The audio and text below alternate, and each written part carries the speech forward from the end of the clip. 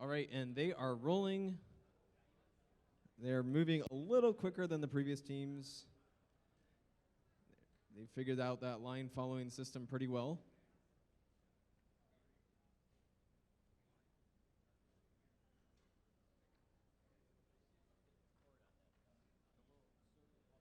All right, and they are moving quite quickly through the course. So it may come down to time on if they can beat their previous record. All right, time in 1 minute, 9 seconds. They've completed the course. And almost perfectly. Because that one is the lap one. Okay.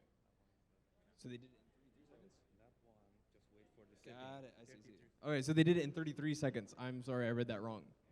33 seconds, they've completed the course almost perfectly. Well done. Zhejiang University Team 2.